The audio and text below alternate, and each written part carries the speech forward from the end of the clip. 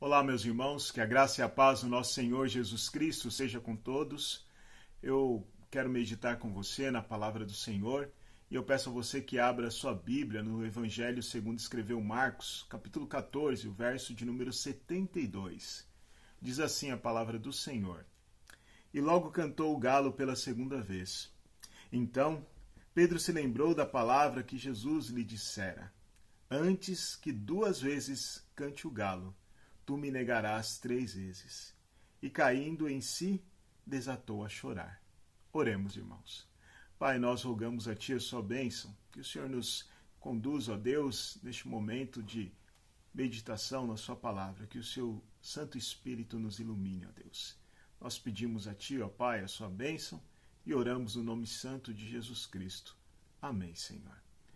Bem, meus irmãos, o que nós temos aqui é um momento em que Pedro está totalmente arrependido daquilo que ele dissera e fizera.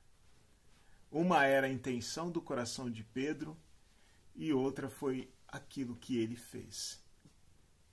Meus irmãos, nós temos aqui aquele apóstolo, discípulo de Jesus Cristo, que estava sempre pronto a falar e a agir, que dissera a Cristo que de modo nenhum ele se escandalizaria com Cristo e com aquilo que aconteceria com ele.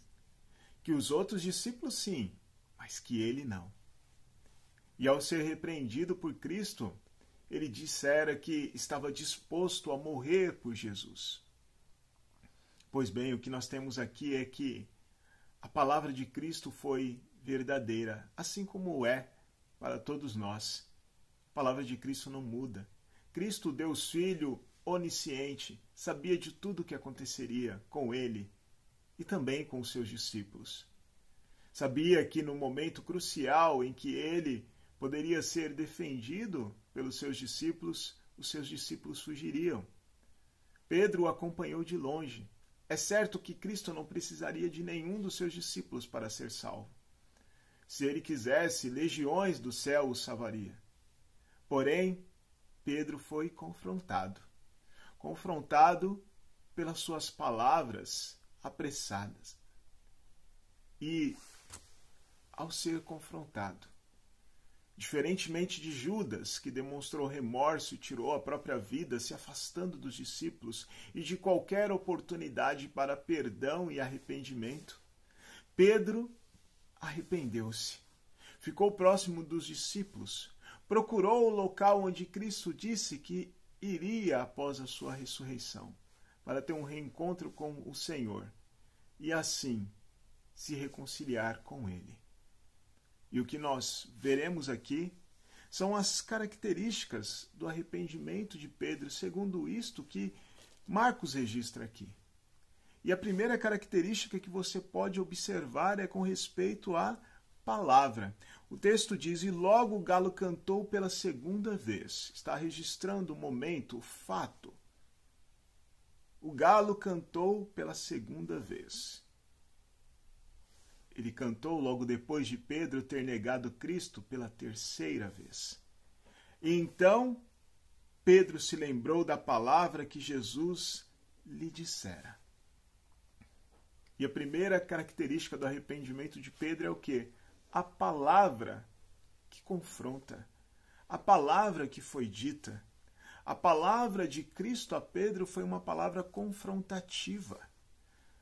Cristo disse a Pedro o que realmente ele faria, porque Pedro é homem fraco. A palavra do Senhor nos diz que Deus conhece a nossa estrutura, sabe que somos pó, somos pecadores falhos, não somos perfeitos. Fazemos planos, empenhamos a palavra e logo depois deixamos de cumprir aquilo que prometemos que faríamos. Então, Cristo conhecia muito bem Pedro e Cristo confrontou a Pedro com a sua palavra. E nós, meus irmãos, conhecemos a Escritura e sabemos que a palavra de Deus nos confronta os nossos pecados. Mas há uma segunda característica aqui, que é o conhecimento. Porque não adianta nada você ouvir, entrar por um lado e sair pelo outro. Há aqueles mais velhos que dizem que o filho bom é aquele que coloca a mão em um dos ouvidos quando o pai fala, para que a palavra não entre por um lado e saia pelo outro. Certo que isso é uma brincadeira, meus irmãos. Porém, nós entendemos que muitas vezes nós falamos, explicamos, ensinamos, mas é como se as palavras fossem jogadas ao vento e não há nenhum conhecimento a respeito disso. As palavras se perdem. E aqui nós vemos que há o conhecimento. Além da palavra, há o conhecimento dessa palavra. O texto diz: antes que o galo cante 2 vezes, tu me negarás 3 vezes. Ou, da forma indireta, antes que 2 vezes cante o galo, tu me negarás 3 vezes. Pedro tinha um conhecimento disso. E no momento em que ele pecara, que ele negara a Jesus Cristo, que ele mentira para aquelas pessoas, no momento em que ele mentiu para aquelas pessoas, o conhecimento daquela palavra veio à sua mente. O salmista vai dizer: guardo no coração a tua palavra para não pecar contra ti. É este conhecimento, meus irmãos, que nos leva ao arrependimento. De nada adianta você ser um leitor da Bíblia se você não se aprofundar nesse conhecimento e ter essa palavra no seu coração. Lâmpada para os meus pés é a tua palavra e luz para o meu caminho. É isso que nós aprendemos nos Salmos. Então, este conhecimento foi importante para Pedro. E logo após este conhecimento vir à tona, vir à sua mente, houve a contrição. Então, quais são as 3 características? Palavra, conhecimento e contrição. Pedro ficou contrito, e o texto diz: e caindo em si, desatou a chorar. Judas, caindo em si, tirou a própria vida. Não podia suportar a vergonha de encarar os discípulos ou até mesmo Jesus Cristo depois daquilo que ele fez. Tamanho era o orgulho daquele homem. Se você analisar a história de Judas Iscariotes, você vai perceber que Judas era uma pessoa oportunista e interesseira. Ele era o tesoureiro, aquele que guardava a bolsa com o dinheiro dos discípulos, daquele grupo. E ele era ladrão, ele roubava o dinheiro desta bolsa.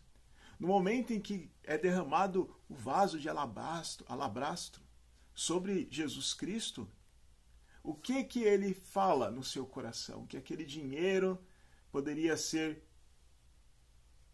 pego, dinheiro daquele perfume, daquele unguento, poderia ser pego e dado aos pobres. Ao vender-se unguento, pegar o dinheiro e dar aos pobres.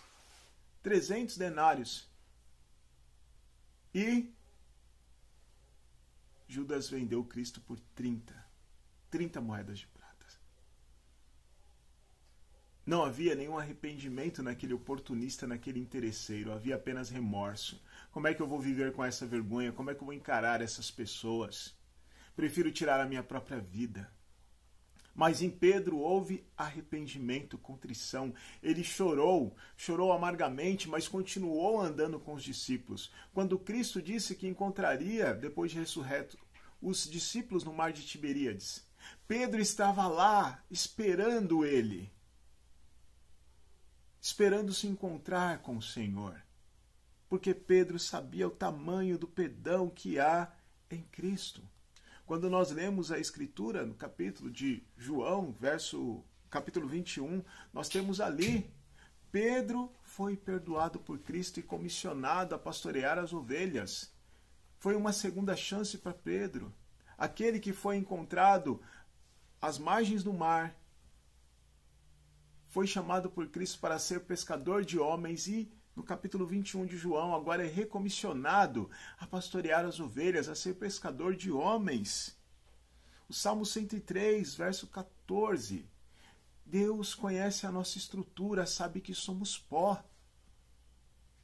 Cristo conhecia Cristo. Cristo conhece a nós. Cristo conhecia Pedro. Sabia que ele era pó. Cristo conhece a nós. Em seu sermão intitulado Grande Perdão para Grande Pecado, o pastor Charles Spurgeon disse o seguinte: quando um homem confia em Cristo e é perdoado, seu pecado é de tal maneira inteiramente anulado que é como se jamais tivesse existido.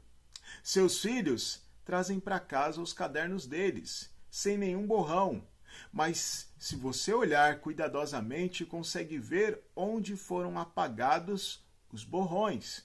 Porém, quando o Senhor Jesus Cristo apaga os pecados de seu povo, ele não deixa marca nenhuma de rasura.